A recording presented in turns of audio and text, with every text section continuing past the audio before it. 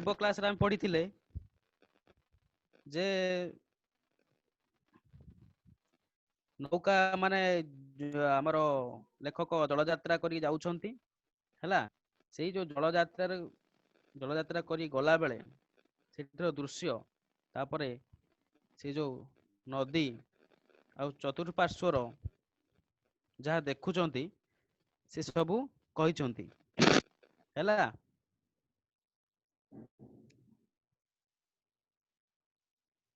Are तुठरे पौढ़ाटीए पथर उपरे लुगा थोई पिटणारे बाड़ौछि। एठी एई धरणर लुगा कच्चा हुए, श्रम उणा हुए, हातरे थंडा पानी लागे नाही। कौन होची देख जलयात्रा चली नहीं नौकार जलयात्रा चली लेखक जाउछंती हैला धरिनिय आमे भी जाउछंती बुझिला गला बेले कौन करछि गोटे तुठरे पौढ़ाटीए पौढ़ा किए गोटे स्त्री लोकटीए पौढ़ पुरुष पौढ़ा स्त्री स्त्रीलिंग हैला स्त्रीटीए कौन करछि ना पत्थर उपरे लुगा थोई पिटणारे बाड़ौछि हैला। एठी एई धरणर लुगा कच्चा हुए कौन पाई ना श्रम उणा हुए हातरे थंडा पानी लागे नाही। देख सेई पटे एमिति पत्थर उपरे लुगा थोई पेटणारे बाड़ौछंती किंतु आमर एपटे कौन होउची आमर एपटे लुगा कच्चा केमिति हुए तमे जानिचो नहीं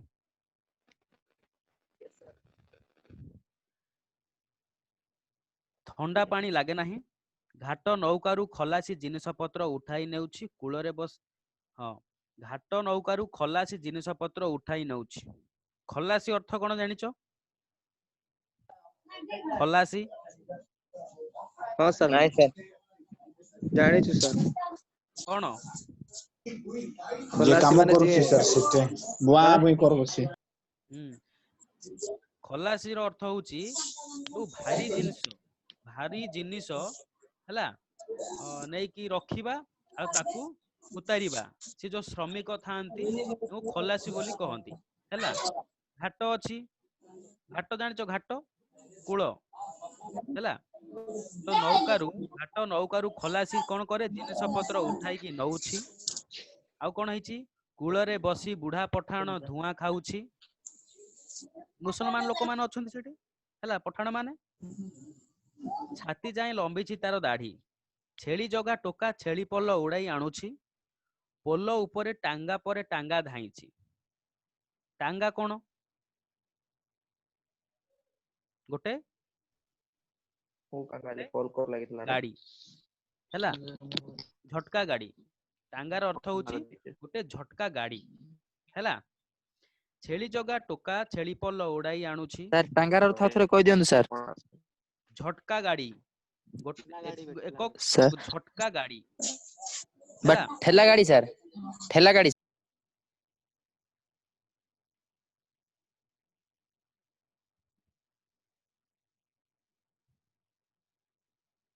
हैला सुना जाउची मो कथा यस सर हौ हेले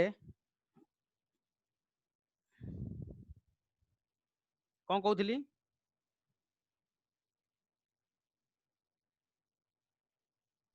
सर ठंडा पानी आउ थरे आरंभ कर दियंतु सर हौ ठीक अछि देखो घाट नौकारु खलासी जिनिस पत्र उठाई नेउछि कूलरे बसी बुढ़ा पठाण धुआं खाउछि छाती जाए लंबीछि तार दाढ़ी पठाण माने कौन करंती दाढ़ी गुड़ाक लंबेकी रखंती नहीं से जो कूलरे बसिकी बुढ़ा पठाण गोटे कौन करुछि धुआं खाउछि हैला छाती जाए लंबीछि तार दाढ़ी छेली जगा टोका छेली पल्ल ओडाई की आणुछि पोल उपरे टांगा परे टांगा धाइछि।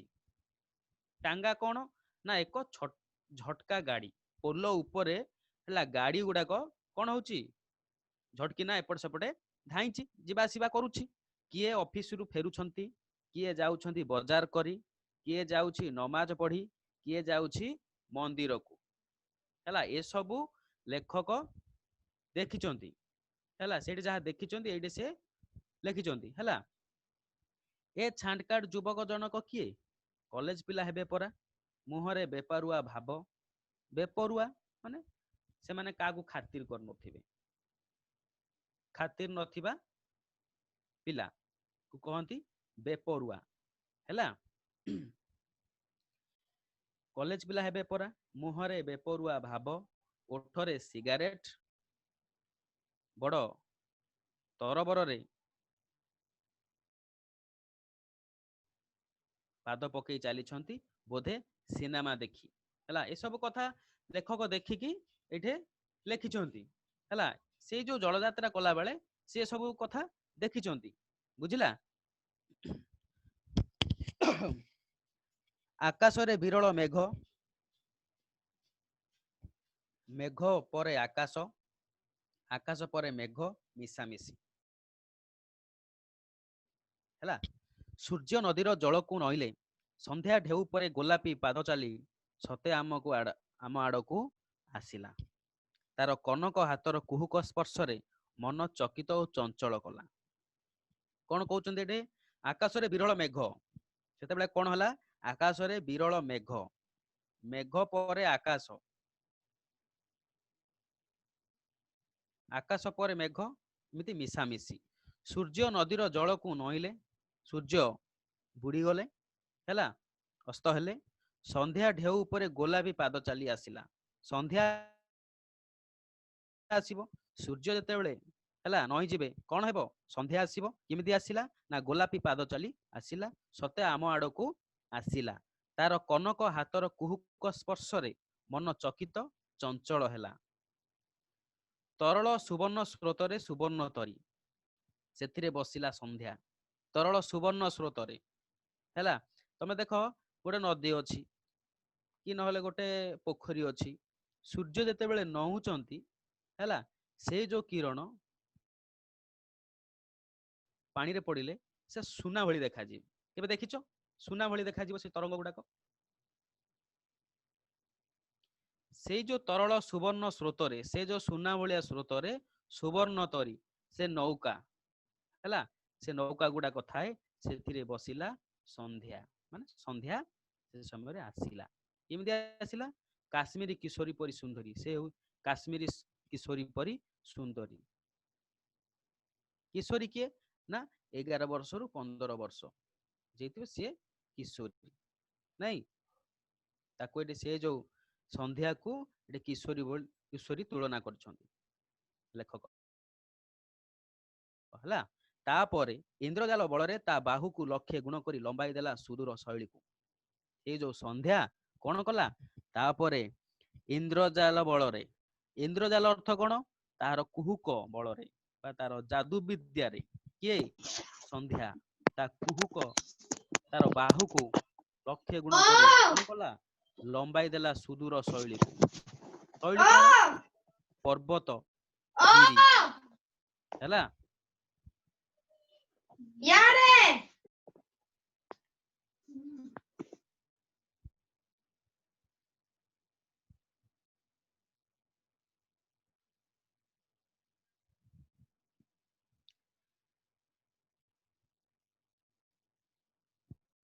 शैलीर अर्थ कौन शैल शैल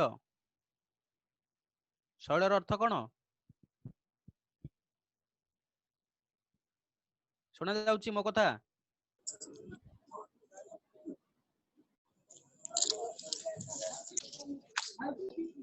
शैलर अर्थ होउची पर्वत गिरी ए सब हला से जो कार कुहुक बल रे कहार संध्यार कुहुक बल रे हैला जो संध्या आसिला कौन हला से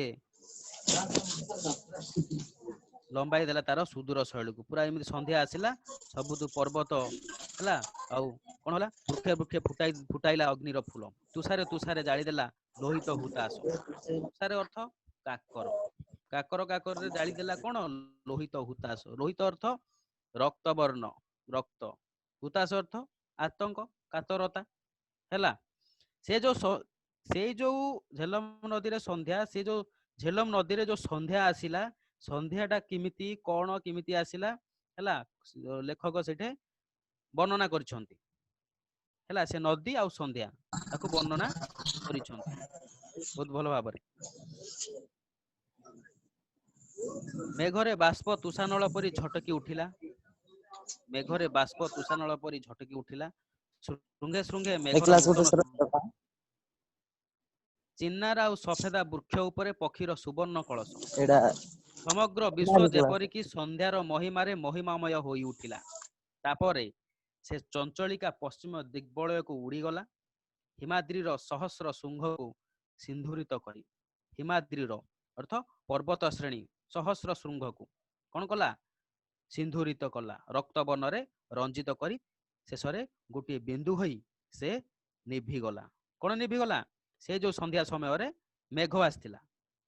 ତାପରେ ଶ୍ରୀନଗରରେ ଅଜସ୍ର ତାରା ଜଳି ଉଠିଲା, ମେଘ ଯେତେବେଳେ ନିଭିଗଲା, ମେଘ ଯେତେବେଳେ ପଳେଇଲା, ଅଜସ୍ର ତାରା ଜଳି ଉଠିଲେ, ଶିକାରା ଆମର ମୁହଁ ଫେରାଇଲା। ଯଦି ସେଠି ବର୍ଷା ହେଇଥାନ୍ତା, ଯଦି କିଛି ହେଇଥାନ୍ତା, ତାହେଲେ କଣ ହେଇଥାନ୍ତା? ଶିକାରା କଣ ହେଇଥାନ୍ତା? ନୌକା କଣ ହେଇଥାନ୍ତା? ବୁଡି ଯାଇଥାନ୍ତା, ହେଇଥାନ୍ତା। କିଛି ଅସୁବିଧା ହେଇଥାନ୍ତା ହଁ ସାର୍। ନାଇଁ ହେଲା। ସେଇ ଶିକାରା ଆମର, ସେ ନୌକା ଆମର ମୁଖ ଫେରାଇଲା ବା ହସ ଫେରାଇଲା। ବୁଝିପାରିଲ? ଏଇଟା ସବୁ ସେ ଯୋଉ ସନ୍ଧ୍ୟା, ସେଇଠିର ସନ୍ଧ୍ୟା, ସେଇ ଯୋଉ କାଶ୍ମୀରର ସନ୍ଧ୍ୟା, ସେଇଠିର ନଦୀ କଥା ଏଇଠି ସେ ଭଲ ଭାବରେ ଲେଖକ ବର୍ଣ୍ଣନା କଲେ। ବୁଝିଲ? ସ୍ରୋତର ବିପରୀତ ଦିଗରେ ନୌକା ଚାଲିଲା ଧୀରେ ଧୀରେ, ସ୍ରୋତଟା ଆସୁଛି, ତାର ବିପରୀତ ଦିଗରେ ନୌକା ଚାଲିଲା ଧୀରେ ଧୀରେ, ଜଳଯାତ୍ରା ଚାଲିଲା ଧୀରେ ଧୀରେ, ଅତି ଧୀରେ। ଚିତ କ୍ଳାନ୍ତ ଅବସନ୍ନ ରେ କହିଲି, କିଏ କହିଲେ? ଲେଖକ କହିଲେ, ଲେଖକ କହିଲେ। କାହାକୁ କହିଲେ? ସେଟା ତ ଆଉ ସେ କେହି ନୌକା ନାହାନ୍ତି, ହାଞ୍ଜି ଅଛି, ମୁସଲମାନ ନାଉରିଆ ହାଞ୍ଜି ଅଛି, ହାଞ୍ଜିକୁ କହିଲେ। କେମିତି କହିଲେ? ଚିତ୍ତ କ୍ଳାନ୍ତ, ଚିତ୍ତ ମାନେ ମନ, ଚିତ୍ତ କଣ? ମନ, କ୍ଳାନ୍ତ ହାଲିଆ ହେଲା, ଅବସନ୍ନ ଅବସାଦଗ୍ରସ୍ତ ରେ କହିଲେ। କଣ କହିଲେ? ହାଜି ତୁମ ଦେଶର ଗୋଟିଏ ଗଳ୍ପ କହ। ହାଜିକୁ ଲେଖକ କହିଲେ ତୁମ ଦେଶର ଗୋଟେ ଗଳ୍ପ କହ ହେଲା। ସେ ଯୋଉ ହାଞ୍ଜି କଣ କଲା? ହାଞ୍ଜି କହିଲା, ବାବୁ ମୁଁ ମୂର୍ଖ ଲୋକ କି ଜାଣେ, ବାବୁ ମୁଁ ମୂର୍ଖ ଲୋକ କି ଜାଣେ, ମୁଁ ତ କିଛି ଜାଣିନି, ମୁଁ ତ ମୂର୍ଖଟା, ମୁଁ କଣ ଜାଣିଛି ଗଳ୍ପ। Started screen sharing. ଲେଖକ କହିଲେ, କହିଲି ହଁ ରେ, ପିଲାଦିନେ ବାପା ମାଙ୍କଠୁ କେତେ ଗଳ୍ପ ଶୁଣିଥିବୁ, କହ ଗୋଟିଏ କହ ବୋଲି ଲେଖକ କହିଲେ। ତମେ ବି ଶୁଣିଥିବ ପିଲାଦିନେ ଆମର ଜେଜେ ମା ଜେଜେ ବାପା କି ନହେଲେ ବୟସ୍କଙ୍କଠୁ ତମେ କିଛି ନା କିଛି ପିଲାଦିନେ ଗପ ଶୁଣିଥିବ ନା ଶୁଣିନ? ଶୁଣିଛ ନା ନାଇଁ ଗପ? ଗୋଟେ ରାଜ୍ୟର ଅଜା ଅଜା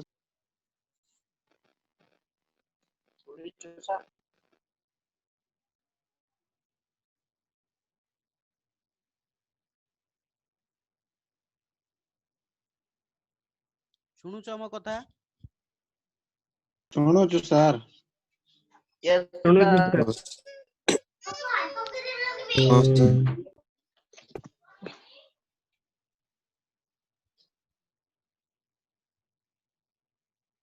ହେଲା, ଇଏ ଯୋଉ ତମେ ସବୁ ଶୁଣିଥିବ ଯେ ପିଲାଦିନେ ତମର ବାପା ମାଙ୍କଠୁ କି ଜେଜେମା ଜେଜେ ବାପାଙ୍କ ଠାରୁ କିଛି ଗପ ଶୁଣିଥିବ ହେଲା।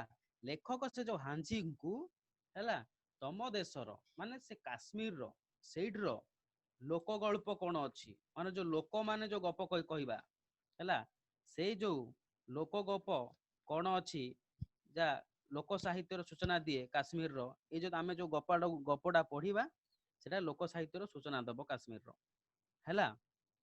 ସେଇ ଯୋଉ ଲୋକ ଗଳ୍ପ ସେ ହେଲା ସେ ଯୋଉ ଲୋକ ଗଳ୍ପ ସେ ସେତେବେଳେ କଣ କରିବ, ଏ ଯୋଉ ଲେଖକ କହିଲେ ତମ ଦେଶର ଗୋଟେ ଗଳ୍ପ କହ, ସେ ସମୟରେ କଣ କଲା କହିଲି, ସେ ଯେତେବେଳେ କହିଲା ହଁ ରେ ପିଲାଦିନେ ବାପାଙ୍କ ଠାରୁ କେତେ ଗଳ୍ପ ଶୁଣିଥିବ, କହ ଗୋଟିଏ ବି କହ। ହ୍ୟାଲୋ ହ୍ୟାଲୋ ହଁ କହ କହରେ। ସାର୍ ଆପଣଙ୍କର ସ୍ୱର ଶୁଭା ଯାଉନି ସାର୍। ଶୁଣା ଯାଉନି? ହଁ ଏବେ ଠିକ ହେଲା ସାର୍, ଶୁଭିଲା ସାର୍ ଏବେ। ଏବେ ଶୁଭା ଯାଉଛି ସାର୍, ଶୁଭା ଯାଉଛି। ହଁ ଶୁଭିଲା ସାର୍ ଏବେ। ହଁ ଥ୍ୟାଙ୍କ ୟୁ ସାର୍। ହଉ।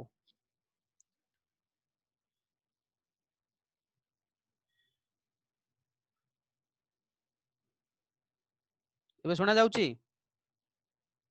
Yes, sir. Yes, sir.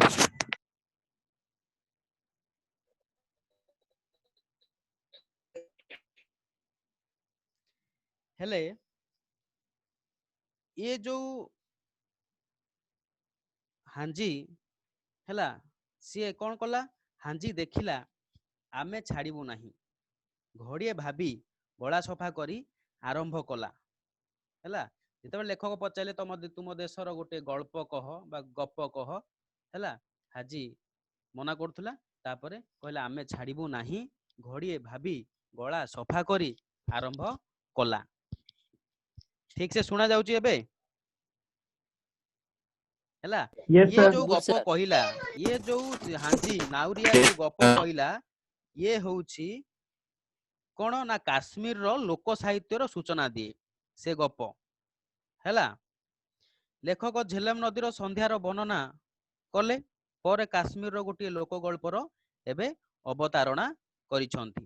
ଏଇ ଯୋଉ ଲୋକ ଗଳ୍ପଟା, ଏଇ ଯୋଉ ଗଳ୍ପଟା ତମେ ଏବେ ମନେ ରଖିବ ହେଲା।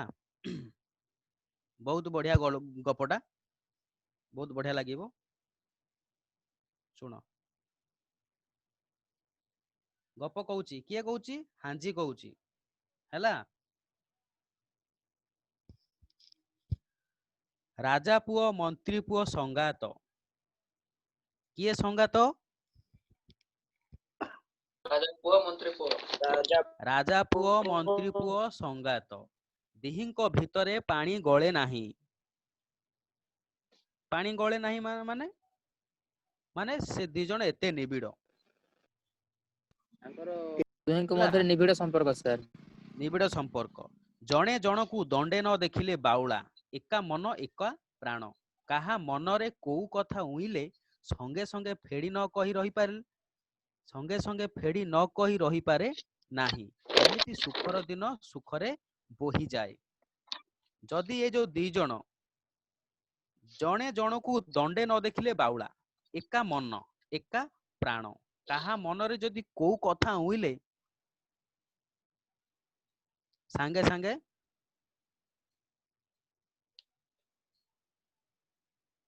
କଣ ହବ, ସାଙ୍ଗେ ସାଙ୍ଗେ ସେମାନେ ଫେଡ଼ି ନ କହି ରହିପାରେ ନାହିଁ। ଏବେ ଦେଖ ତମେ ଦୁଇ ଜଣ ସାଙ୍ଗ ହେଇଥିବ, ତମେ କଣ ଯଦି କିଛି ତମ ସାଙ୍ଗକୁ କିଛି ତମେ ଦେଖିଲ କି ଯଦି କିଛି ଭାବିଲ, ତମେ ସାଙ୍ଗକୁ ଯଦି ଫେଡ଼ି ନ କିଛି ନ କହିଲେ ତମେ ରହିପାରିବନି ନାଇଁ।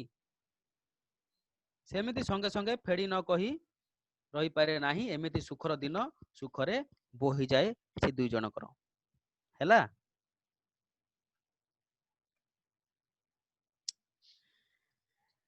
ଶୁଣା ଯାଉଛି ମୋ କଥା? ହଁ ସାର୍। ଦିନେ ମନ୍ତ୍ରୀ ହଁ ପୁଅ ସାର୍। ଦେଖିଲା, ହଁ ଦିନେ ସାର୍। Yes, ମନ୍ତ୍ରୀ sir. ପୁଅ ଦେଖିଲା ରାଜା ପୁଅ ଏଡେ ମୁହଁ କରି ବସିଛି। ଦିନେ ମନ୍ତ୍ରୀ ପୁଅ ଦେଖିଲା ରାଜା ପୁଅ ଏଡେ ମୁହଁ କରି ବସିଛି, କହିଲା ସଙ୍ଗାତେ ତୁମକୁ କୋଉ କଥା ଅପରୁବ? ହଜିଗଲେ ଖୋଜିଦେବି, ଭାଙ୍ଗିଗଲେ ଗଢିଦେବି, ସରଗରର ଚାନ୍ଦ କହିଲେ ଦୁଆରେ ଆଣି ହାଜର କରିବି। ମୁଁ ଥାଉ ଥାଉ ତୁମର କି ଦୁଃଖ? ଏଇ ଯୋଉ ମନ୍ତ୍ରୀ ପୁଅ ରାଜା ପୁଅ ଦିନେ କଣ କରିଛି, ମନ ଦୁଃଖ କରିକି ବସିଛି। ମନ୍ତ୍ରୀ ପୁଅ ଦେଖିଲା ଆଉ କହିଲା ସଙ୍ଗାତେ ତୁମକୁ କୋଉ କଥା ଅପରୁବ?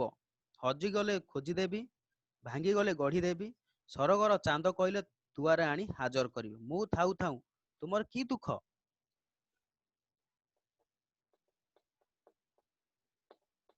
ରାଜା ପୁଅ କହିଲା, ସଙ୍ଗାତେ କାଲି ରାତିରେ ସ୍ୱପ୍ନ ଦେଖିଛି। ଚନ୍ଦ୍ର ଉଦିଆ ପରି ରୂପ, କୋଉ ଦେଶର ରାଜଜେମା, ଫୁଲ ସଙ୍ଗେ ଗେଲେଇ ଲୁଟେଇ ହେଉଥିଲା, ପ୍ରଜାପତି ପଛରେ ଗୋଡାଉଥିଲା, ମୋତେ ଦେଖିଲା ପଦେ କଥା କହନ୍ତା, ଆଡ଼ ଆଖି ହାଣି ଦେଇଗଲା, ଗଲା କୁଆଡେ ଉଭେଇ ଗଲା। ସେଇ କାହିଁ ନ ଦେଖିଲା ରୂପ ମୋ ଆଖି ଆଗରେ ନାଚୁଛି, ତାକୁ ଆଣି ନ ଦେଲେ ମୋ ଆଶା ଛାଡ଼, ମୋର ଆଶା ଛାଡ଼। କଣ କଲା ନା, ସେ ଯୋଉ ପଚାରିଲା ମନ୍ତ୍ରୀ ପୁଅ ରାଜା ପୁଅକୁ, ରାଜା ପୁଅ କହିଲା ମନ୍ତ୍ରୀ ପୁଅକୁ, କଣ କହିଲା? ସଙ୍ଗାତେ କାଲି ରାତିରେ ସ୍ୱପ୍ନ ଦେଖିଛି, ଚନ୍ଦ୍ର ଉଦିଆ ପରି ରୂପ। ଅର୍ଥ କଣ? ଚନ୍ଦ୍ର ଉଦିଆ ପରି ରୂପ ମାନେ ଗୋଟେ ସ୍ୱପ୍ନରେ କାହାକୁ ଦେଖିଛି?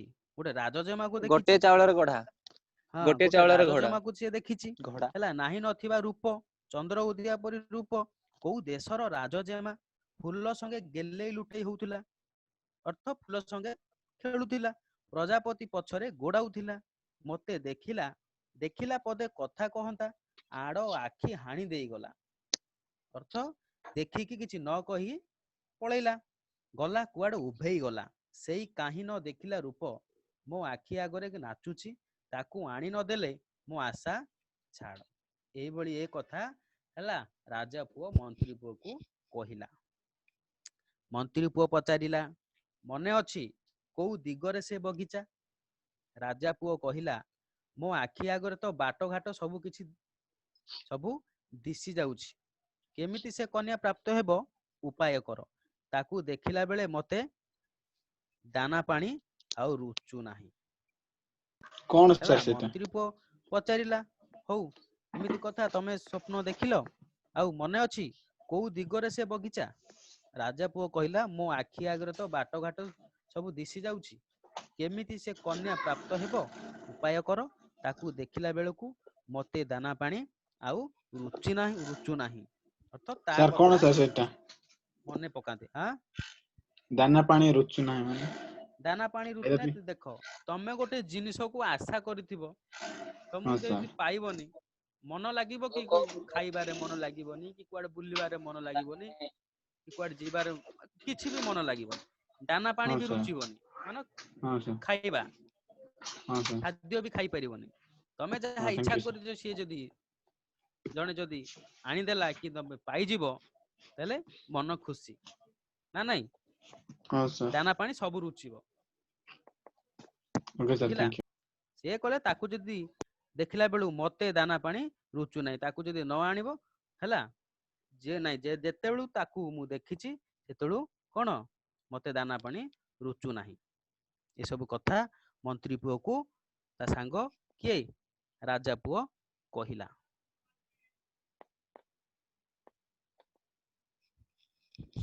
କୁଆଁ ତରା ଝଟକୁଛି, କୁଆଁ ତରା ଝଟକୁଛି, କୁଆଁ ତରା ଅର୍ଥ ସନ୍ଧ୍ୟା ସମୟ, ହେଲା, କୁଆଁ ତରା, ତାରା ହେଲେ ମାନେ ଛୋଟ ଛୋଟ ତାରା, କହଳିଆ ତାରା ଝଟକୁଛି। ରାଜା ପୁଅ ମନ୍ତ୍ରୀ ପୁଅ ଘୋଡା ଶାଳରୁ ଭଲ ଭଲ ଘୋଡା ଦୁଇଟି ବାଛିଲେ, ପିଠିରେ ବସି କୋରଡା ମାରିଲେ। କୋରଡା ଅର୍ଥ କଣ ଦେଖିଥିବ? ଘୋଡା ଉପରେ ବସିକି କୋରଡା ମରାଯାଏ, ଦେଖିନ କେବେ? ଦେଖିଛୁ ସାର୍। ଦେଖିଥିବ। ପିଠିରେ ବସି କୋରଡା ମାରିଲେ, ବଣ ବୁଦା ନଈ ପାହାଡ ଡେଇଁ ଘୋଡା ଧାଇଁଲେ, ବେଳ ରତ ରତ ହେଉଛି, ଗୋଟିଏ ମୁଲକରେ ପହଞ୍ଚିଲେ। ହେଲା, ଯାଇକି କଣ କଲେ? ଗୋଟେ ଜାଗାରେ ପହଞ୍ଚିଲେ, ଗୋଟେ ମୁଲକରେ ପହଞ୍ଚିଲେ। ଓସାରିଆ ରାସ୍ତା, ଦି ପାଖେ ଉଞ୍ଚ ଉଞ୍ଚ କୋଠା ଘର, ସବୁଠାରୁ ବଳି ଯେଉଁ କୋଠାଟି ଉଞ୍ଚ, ତା ସିଂହ ଦୁଆରେ ଘୋଡାରୁ ଓହ୍ଲାଇଲେ। ସେଇ ଯୋଉ କୋଠା ଉଞ୍ଚ ଉଞ୍ଚ କୋଠା ଘର ଅଛି, ସବୁଠାରୁ ବଳି ଯେଉଁ କୋଠାଟି ଅଛି, ଯୋଉ କୋଠାଟି ଉଞ୍ଚ, ତା ସିଂହ ଦୁଆର ଘୋଡାରୁ ତାର ସେ ଯୋଉ କୋଠାର ସିଂହ ଦୁଆରେ ରହି ଘୋଡାରୁ ଓହ୍ଲାଇଲେ। ଜଗୁଆଳି ଆଖିରେ ଧୂଳି ଦେଇ ରାଜାଙ୍କ ବଗିଚାରେ ପଶିଲେ। ସେଇ ଯୋଉ ସିଂହ ଦ୍ୱାର ଆଗରେ କିଏ ଜଗୁଛି? ଜଗୁଆଳି। ହେଲା, ଜଗୁଆଳି ଆଖିରେ ଧୂଳି ଦେଇ ଅର୍ଥ କଣ କରି? ଜଗୁଆଳି ତା ବାଟରେ ଅଛି, ସେ ଲୁଚିକି ସେ ଭିତରକୁ ଗଲେ, ବଗିଚା ଭିତରେ ପଶିଲେ ଦି ଜଣ, ଦି ସଙ୍ଗାତ। ହେଲା, ଜଗୁଆଳି ଆଖିରେ ଧୂଳି ଦେଇ ରାଜାଙ୍କ ବଗିଚାରେ ପଶିଲେ।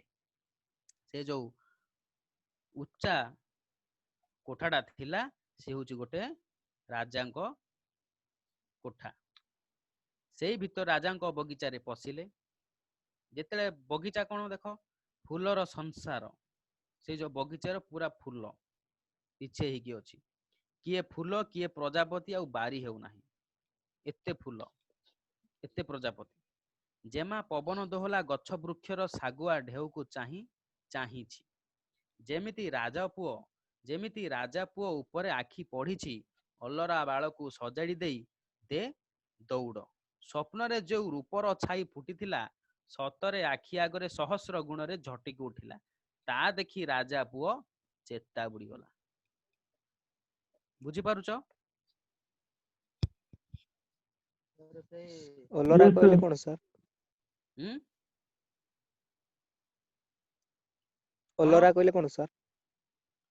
ଅଲରା ବାଳକୁ ସଜାଡ଼ି ଦେ। ଅଲରା।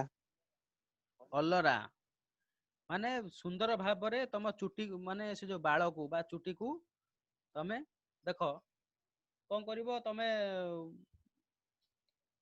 ଚୁଟିକୁ କୁଣ୍ଡେଇବନି, ସେମିତି ଛାଡିଦବ। ସେଟା କଣ? ଅଲରା ବାଳ।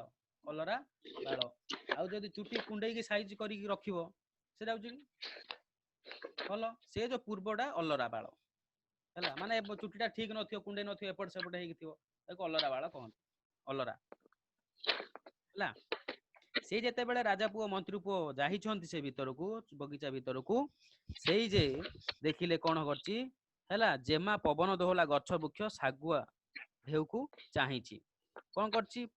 ସେଇ ଯୋଉ ଗୋଟେ ଶାଗୁଆ ଗଛ ଅଛି, ସେ ଶାଗୁଆ ଗଛର ପତ୍ରକୁ କଣ କରିଛି? ସେଇ ଯୋଉ ପତ୍ରଟା ପବନ ଦୋହଲିକି ଦୋହଲୁଛି। ହେଲା, ସେଇ ଶାଗୁଆ ଗଛର ବୃକ୍ଷର ଶାଗୁଆ ଢେଉକୁ ସେ ଚାହିଁଛି, ସେ ପତ୍ରକୁ ସେ ଚାହିଁଛି।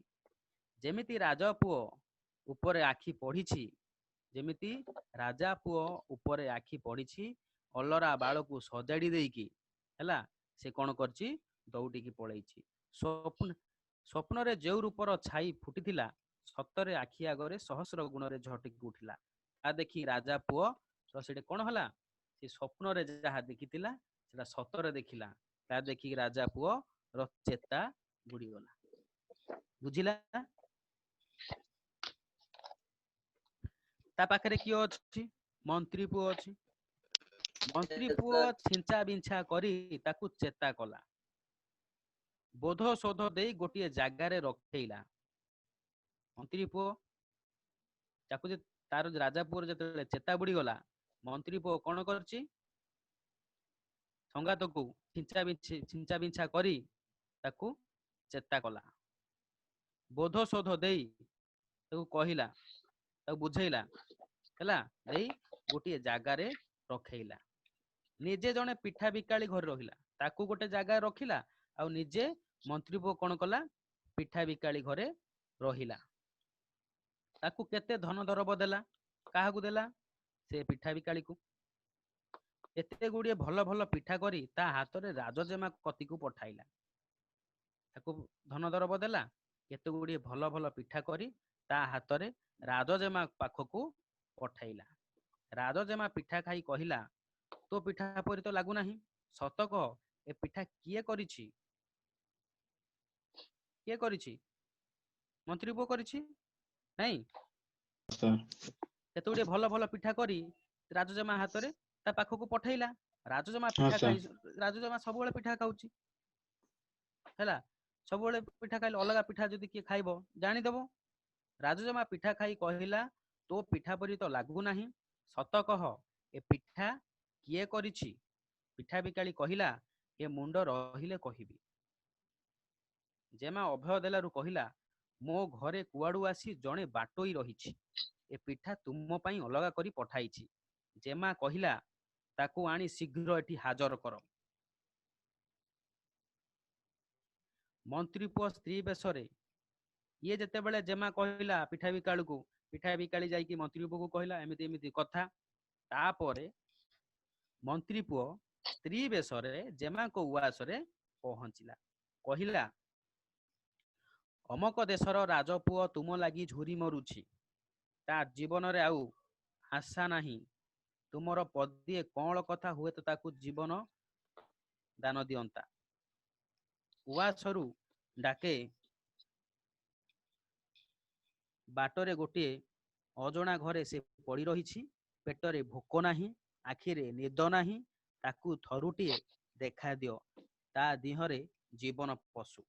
ଏମିତି କଥା ହେଲା। ମନ୍ତ୍ରୀ ପୁଅ ସ୍ତ୍ରୀ ବେଶରେ ଯୋଉ ରାଜ ଉଆସକୁ ଗଲା, ସ୍ତ୍ରୀ ବେଶରେ ଯୋଉ ଗଲା, ସେତେବେଳେ ସେ ତା ସଙ୍ଗାତଙ୍କ କଥା କହୁଛି। ଅମକ ଦେଶର ରାଜପୁଅ ତମ ଲାଗି ଝୁରି ମରୁଛି। ତା ଜୀବନ ଆଉ ଆଶା ନାହିଁ। ସେ ଖାଲି ଝୁରି ମରୁଛି ତମକୁ। ତୁମର ପଦିଏ କଅଁଳ କଥା ହୁଏତ ତାକୁ ଜୀବନ ଦାନ ଦବ। ତମେ ଗୋଟେ କଅଁଳ କଥା ହୁଏତ ସିଏ ଶୁଣି ବଞ୍ଚି ପାରିବ। ଉଆସରୁ ଡାକେ, ଉଆସରୁ ଡାକେ, ବାଟରେ ଗୋଟିଏ ଅସଣା ଘରେ ସେ ପଡ଼ିଛି। ପେଟରେ ଭୋକ ନାହିଁ, ଆଖିରେ ନିଦ ନାହିଁ। ତାକୁ ଥରୁଟିଏ ଦେଖା ଦିଅ, ତା ଦିହରେ ଜୀବନ ବା ଜୀବ ପଶୁ। ଏଭଳି ଭାବରେ ମନ୍ତ୍ରୀ ପୁଅ ଜେମାକୁ କହିଲା। ଇଏ ଯେତେବେଳେ କଥା କହିଲା, ଜେମାର ହୃଦୟ ବଡ଼ କୋମଳ। ଛାର, ତା ଲାଗି ରାଜପୁଅର ପ୍ରାଣ ଯିବ। ପ୍ରାଣ ଗଲେ ସେ ଦୋଷ କାହାକୁ ଲାଗିବ? କହିଲା, ଯାଅ, ଆଜି ରାତି 10 ଘଡ଼ି ଠାଇଁ ମୁଁ ରାଜା ପୁଅକୁ ଦେଖା ଦେଇ ଆସିବି। କହିଲା ପରେ ମନ୍ତ୍ରୀ ପୁଅ ଆସିଲା। ଖୁସି ମନରେ ମନ୍ତ୍ରୀ ପୁଅ ଫେରିଲା। ରାଜା ପୁଅର ଆନନ୍ଦ କହିଲେ ନ ସରେ। ଦଣ୍ଡକୁ ଯୁଗ ପରି ଲାଗୁଥାଏ। କିଛି ସମୟକୁ ତାକୁ ଯୁଗ ଯୁଗ ଭଳି ଲାଗୁଥିଲା। କେତେବେଳେ ଆସିବ ସେ, କେତେବେଳେ ଆସିବ? ରାତି 8 ଘଡ଼ି, 9 ଘଡ଼ି, ଶେଷକୁ 10 ଘଡ଼ି ହେଲା। ଜେମା କଥା ଭାବୁ ଭାବୁ ନିଘୋଡ଼ ନିଦରେ ଶୋଇ ପଡ଼ିଲା। କୁଆ କୋଇଲି ବୋବାଇଲେ, ରାତି ପାହିଲା। ଆଖି ମଳି ମଳି ରାଜା ପୁଅ କହିଲା, ଜେମା ଆସିନାହିଁ। ସଙ୍ଗାତ ମିଛ କହୁଥିଲା। ମନ୍ତ୍ରୀ ପୁଅ କହିଲା, କଣ କହିଲ? ଜେମା ଆସିନାହାନ୍ତି? ସେ ରଜା ପୁଅର ପକେଟ ଦରାଣ୍ଡି ଖଣ୍ଡିଏ ରୁମାଲ କାଢ଼ିଲା। ଜେମାର ମୁକୁଟ ଅଙ୍କା।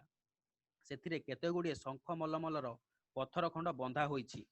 ରଜା ପୁଅର ରୁମାଲଟି ପକେଟରେ ନାହିଁ। ମନ୍ତ୍ରୀ ପୁଅ କହିଲା, ସଙ୍ଗାତ, ଜେମା ଆସିଥିଲା। ମତେ କପଟ କରୁଛ କାହିଁକି? ଇଏ କଣ ହେଲା? ଜେମା ଆସିଥିଲା।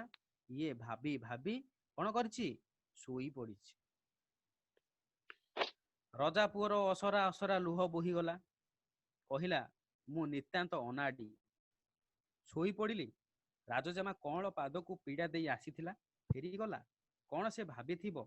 କଅଁଳ ମନକୁ କେଡ଼େ ବାଧିଥିବ? ୟା କହି ଗାଲରେ 2 ଚଟକଣି ନିଜେ ମାରିଲା। ନିଜକୁ ବୋଧେ ଶୋଧିଲା। କେଡ଼େ ଧୀନ କପାଳିଆ ମୁଁ, ଚନ୍ଦ୍ରମାକୁ ହାତ ପାହାନ୍ତାରେ ପାଇ ଛାଡ଼ିଦେଲି। ଏସବୁ କହି ସେ ଅନୁତାପ କଲା। ମନ୍ତ୍ରୀ ପୁଅକୁ ପଚାରିଲା, ଏ ପଥର ଖଣ୍ଡ କାହିଁକି ଦେଇ ଯାଇଛି? ମନ୍ତ୍ରୀ ପୁଅ ହସି ହସି କହିଲା, ଖେଳିବା ପାଇଁ। ଅର୍ଥାତ୍ ତୁମେ ବାଳକ, ପ୍ରେମିକର ଯୋଗ୍ୟ ନୁହଁ। ଏଥିରେ ରାଜପୁଅର କୋହ ଉଠିଗଲା। କ୍ରୋଧରେ ଜେମାଙ୍କ ଓଠ ଥରୁଥାଏ। କ୍ରୋଧରେ ଜେମାଙ୍କ ଓଠ ଥରୁଥାଏ। କ୍ରୋଧ, କ୍ରୋଧ ହେଲେ କଣ? ରାଗ। ରାଗରେ ଜେମାଙ୍କ ଓଠ ଥରୁଥାଏ। ଦେଖ, ଯିଏ ରାଗିବ ଓଠ ଥରିବ। ରାଜଜେମାଙ୍କ କ୍ରୋଧ। ଡାକିଲେ ପୁଣି ଯେତେବେଳେ ଗଲା, ସିଏ ରାଜପୁଅ ଶୋଇପଡ଼ିଛି, କଣ ଲାଗିବ? ରାଗ ଲାଗିବ। କ୍ରୋଧରେ ଜେମାଙ୍କ ଓଠ ଥରୁଥାଏ। ନାକ ପୁଡ଼ା ଫୁଲି ଉଠୁଥାଏ। ଭାବୁଥାନ୍ତି, ପର ବୁଦ୍ଧି ପ୍ରଳୟ। ପର କଥାରେ କାହିଁକି ପଡ଼ିଲି? କିଏ ଯଦି ଦେଖିଥାନ୍ତା, ଆଉ ମହତ ରହିଥାନ୍ତା। କହିବା କଥା ଭୁଲିଯାଏ କି ମଣିଷ? ଯେ ପ୍ରେମିକାକୁ ନିରାଶରେ ଫେରାଇ ଦିଏ, ସେ ଆଉ କୋଉ ନାୟକରେ ଲେଖା? ଯେତେ ନେହୁରା ନମସ୍ତେ ହେଲେ ବି ସେଠିକି ଯିବି ନାହିଁ। ନାହିଁ ନାହିଁ କହିକି ସେ ରାଗିକି ଏମିତି ରହିଲା। ଏତିକି ବେଳେ ମନ୍ତ୍ରୀ ପୁଅ ପହଞ୍ଚିଗଲା ପୁଣି ଥରେ। ଦେଖ ତ ରାଗ, କହିଲେ ତମେ ସବୁ ଠକ, କଥାରେ ଠିକ ନାହିଁ, ନିଆଁ ସଙ୍ଗେ ଗେଲ ଖେଳୁଛ, ତେଲ ବାହାରି ଯିବ, ଜାଣିଥାଅ। ମାନେ ରାଜା ଝିଅଙ୍କ ବା ରାଜା ଝିଅ, ରାଜଜମା କିଏ? ରାଜାଙ୍କ ଝିଅ, ରାଜାଙ୍କ ଝିଅ ସହିତ ଖେଳୁଛ, ତେଲ ବାହାରି ଯାଉ, ମାନେ ଅସୁବିଧା କଥା। ମନ୍ତ୍ରୀ ପୁଅ କହିଲା, ଯାହା ଘଟି ଯାଇଛି ଘଟି ଯାଇଛି, ସବୁ ଦୋଷ ରାଜପୁଅର, ସବୁ ଦୋଷ ରାଜା ପୁଅର, ତା ଦୋଷ ମୋର, ମୋତେ ଯାହା ଗାଳି ଦେବାର ଦିଅ, ଏ ଭୁଲ ଆଉ ହବ ନାହିଁ। ତୁମକୁ ଦେଖିବା ନିଶାରେ ରାଜା ପୁଅ ଏକ ପ୍ରକାରେ ବାଇଆ ହୋଇଯାଇଥିଲା, କେତେବେଳେ ଶୋଇପଡ଼ିଲା ଜାଣିପାରିଲା ନାହିଁ। ଏବେ ତା କୋହ ଦେଖିଲେ ଗଛପତ୍ର ତରଳି ଯିବ, ତାକୁ ବଞ୍ଚାଅ, ତା ଜୀବନ ନାଟି ତୁମ ହାତରେ। ରାଜା ଝିଅର ଏ କଥାରେ ପ୍ରସନ୍ନ ହେଲା। ପୁଣି ରାଜା ଝିଅ ଏ କଥାରେ ପ୍ରସନ୍ନ ହେଲା, ତା ହୃଦୟ କୋମଳ, ପୁଣି ଆଉଥରେ ପ୍ରସନ୍ନ ହେଲା, ତା କଥା ରଖିଲା। ନିଶା ସାଇଁ ସାଇଁ ଗରଜୁଛି,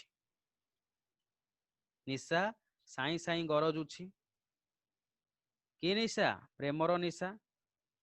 ରାଜଜେମା ଆସିବେ, ରାଜପୁଅ ଆଖିରେ ପଲକ ପଡୁନାହିଁ, ଆଖି ପତା ପଡୁନାହିଁ, ଭୁଲ କରିଛି, ଗୋଟେ ଥର ଭୁଲ କରିଛି ଶୋଇକିରି, ନାଇଁ, ରାଜପୁଅ ଆଖିରେ ପଲକ ପଡୁନାହିଁ। ସେ ମୁହୂର୍ତ୍ତ ଗଣୁଛି, ଚଲାପଥ ଆଲୁଅ କରି ଜେମା ପହଞ୍ଚିଲା, ଜେମା ପହଞ୍ଚିଲା। ରଜାପୁଅର ଆଖିରେ ସେ ରୂପ ଚରିଗଲା, ଯାହା ସ୍ୱପ୍ନରେ ଦେଖିଥିଲା ତାହା ସତରେ ଦେଖିଲା। ଯୋଉଠି ପଡ଼ିଲା ସେଠି ଲାଖି ରହିଲା, ତାକୁ ଦେଖିଲା, ଯେଉଁଠି ଲାଗିଲା ସେଠି ଲାଖି ଲାଗି ରହିଲା। ଜେମା ବି ରାଜପୁଅର ରୂପ ରୁଚିରେ ଖୁସି ହେଇଗଲା। ଦିହିଙ୍କ ମନ ଯେତେବେଳେ ମିଶିଗଲା, ହସିଲେ। ଯେଉଁଠି ହସିବା ଦରକାର ନାହିଁ ସେଇଠି ହସିଲେ, କଥାବାର୍ତ୍ତା ହେଲେ, ଯାହାର କିଛି ଅର୍ଥ ନାହିଁ।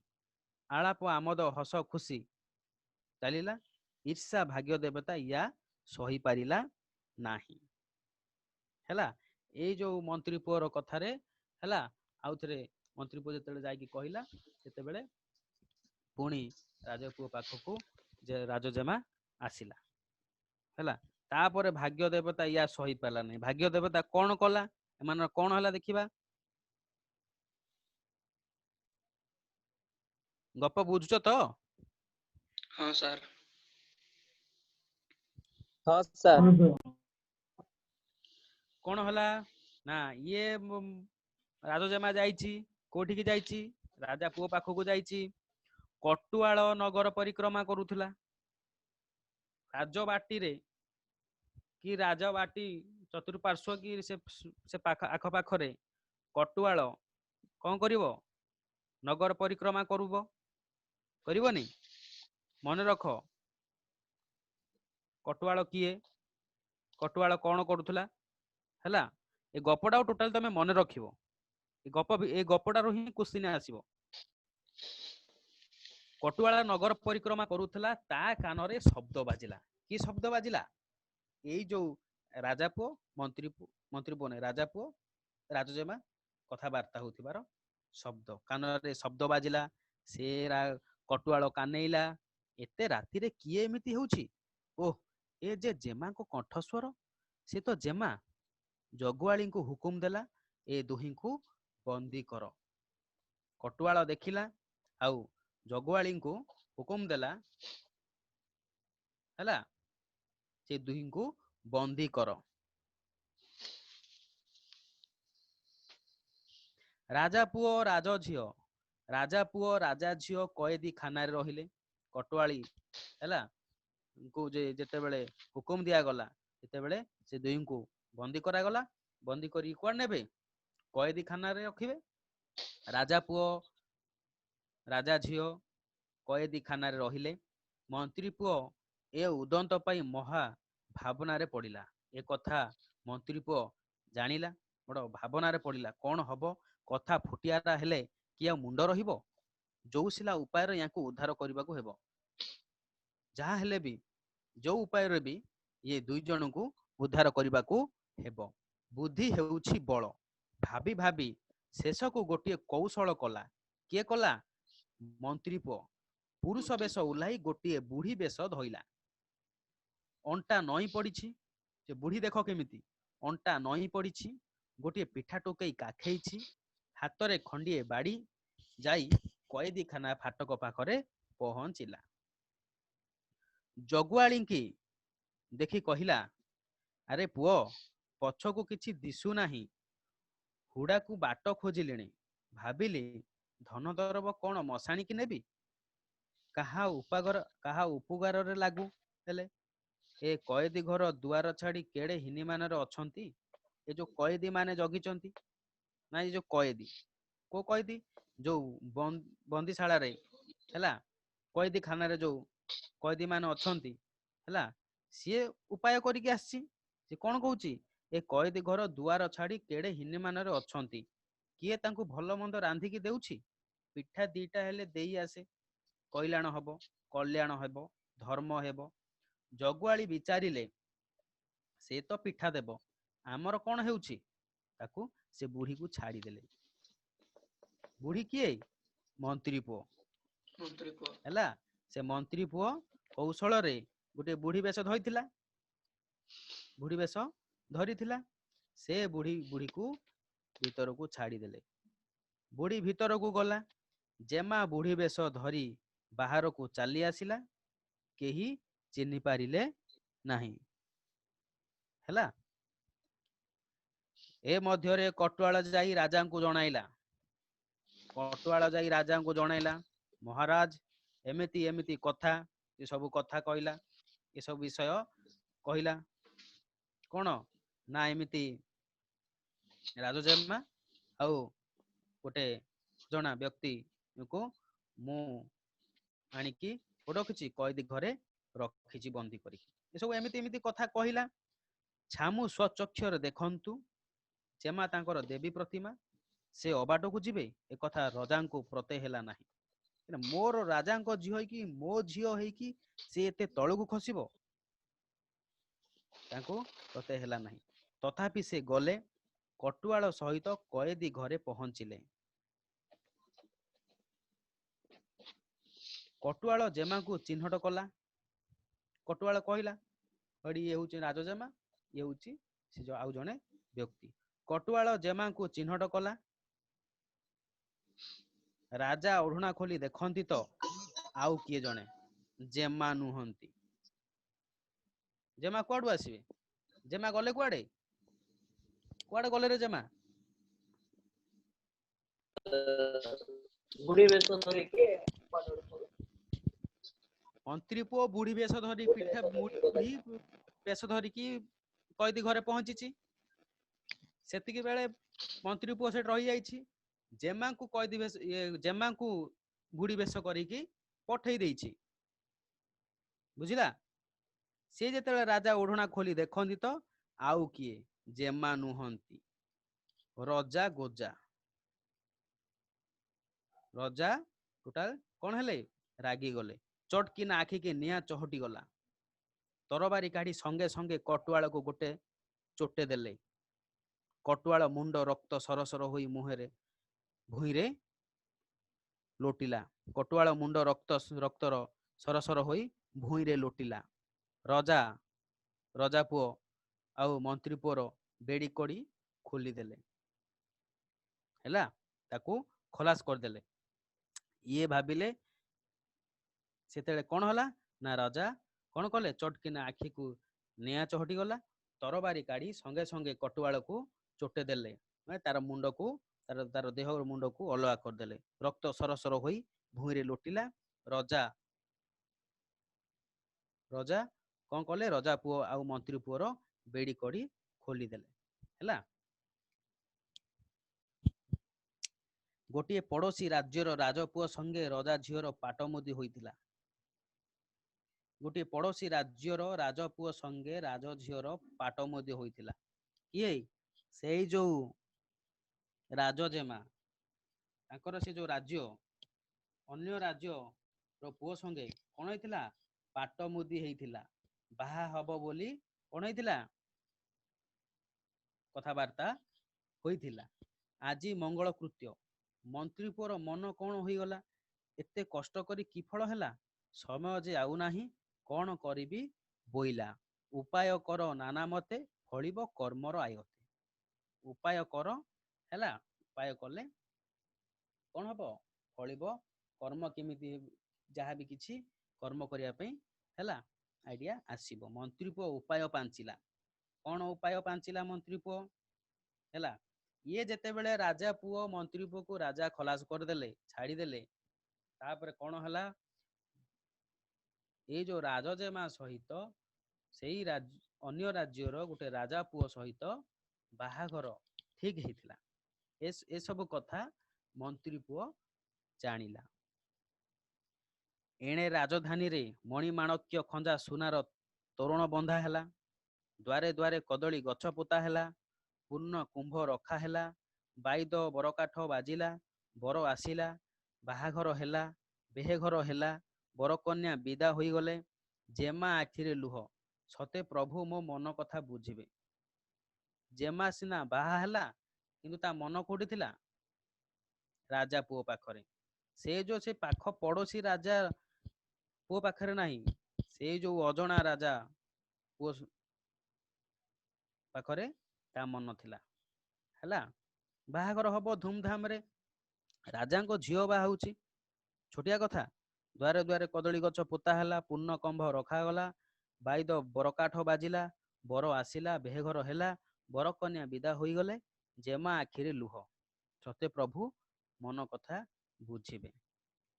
ଯେତେବେଳେ ବାହାଘର ହବ, ସରିଗଲା ବାହାଘର। ବାହାଘର ସରିଲା ପରେ ଝିଅ ବିଦା ହବ ନା ବିଦା ହବନି? ବିଦା ହବ। ହବ ସାର୍। ହଁ, ଯେତେବେଳେ ବିଦା ହେଲା, କେତେବେଳେ ବିଦା ହବ? ସଞ୍ଜ ହେଲା। ସଞ୍ଜ ହେଲା। ପାହାଡିଆ ଜାଗା। ଦେଖୁ ଦେଖୁ ଅନ୍ଧାର ଘେନେଇ ଆସିଲା। ବରଯାତ୍ରୀ କହିଲେ, ଏଇଠି ଡେରା ପକାଅ। ସେତେବେଳେ ତ ଏତେ ଗାଡି ନଥିଲା, କି ଘୋଡା ନଥିଲା, କିଛି ନଥିଲା। ହେଲା, ଝିଅକୁ କୋଉଥିରେ ନଉଥିଲେ? ପାଲିଙ୍କିରେ ନଉଥିଲେ। ନାଇଁ, ପାଲିଙ୍କି କୋଉଟା? ପାଲିଙ୍କି ଆଗରେ 2 ଜଣ, ପଛରେ 2 ଜଣ ଧରିକି ଯାଉଥିବେ। ମଝିରେ ବସିଥିବ କିଏ? କନ୍ୟା ବସିଥିବ। ହେଲେ ବାହାଘର ସରିଲା, ବିଦା ହେବେ। ସଞ୍ଜ ହେଲା। ପାହାଡିଆ ଜାଗା। ଦେଖୁ ଦେଖୁ ଅନ୍ଧାର ଘେନେଇ ଆସିଲା। ବରଯାତ୍ରୀ କହିଲେ, ଏଇଠି ଟିକେ ଡେରା ପକାଅ, ଏଇଠି ଟିକେ ରହିଯିବା। ଆଜି ରାତିକ ରହଣୀ ଏଇଠି ହେଉ। ସୁନା ଛାଆଣି ହାତୀ ଦାନ୍ତର ପାଲିଙ୍କି ରହିଲା।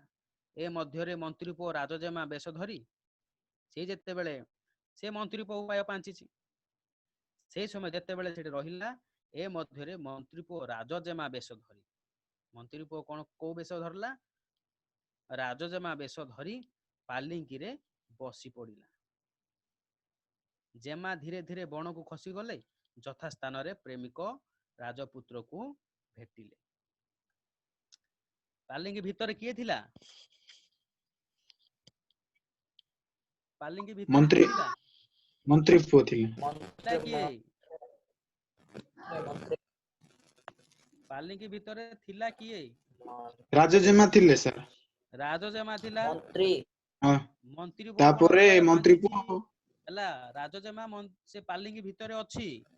ହଁ ସାର୍। ମନ୍ତ୍ରୀ ପୁଅ ରାଜଜେମା, ସେ ନିଜେ ରାଜଜେମା ବେଶ ଧରିକି ସେ ପାଲିଙ୍କି ଭିତରେ ପଶିଗଲା। ପଶିକି କଣ ବସି କଲା? ପଡିଲେ। ରାଜଜେମାଙ୍କୁ ବିଦା କରିଦେଲା। ସେ କହିଲା କଣ? ସେଇଠିକି ଯାଅ, ସେଇଠି ରାଜା ପୁଅ ଅଛି। ରାଜା ପୁଅ କିଏ? ସେ ଯୋଉ ପୂର୍ବ ରାଜା ପୁଅ, ବୁଝିଲା, ଯାହାକୁ ସେ ଭଲ ପାଉଥିଲା। ସେ ପଳେଇଲା। ହେଲେ ସେଇ ପାଲିଙ୍କି ଭିତରେ କିଏ ରହିଲା? ନା, ରାଜଜେମା ତ ପଳେଇଲା। ସେଇ ଯୋଉ ମନ୍ତ୍ରୀ ପୁଅ ରହିଲା। ରାଜଜେମା ବେଶ ଧରିକି ମନ୍ତ୍ରୀ ପୁଅ ରହିଲା। ହେଲା, ତାପରେ କଣ ହେଲା? ସେ ଯାଇକି ପଳେଇଲା। ତାପରେ ସ୍ଥାନରେ ପ୍ରେମିକ ରାଜପୁତ୍ରକୁ ଭେଟିଲା।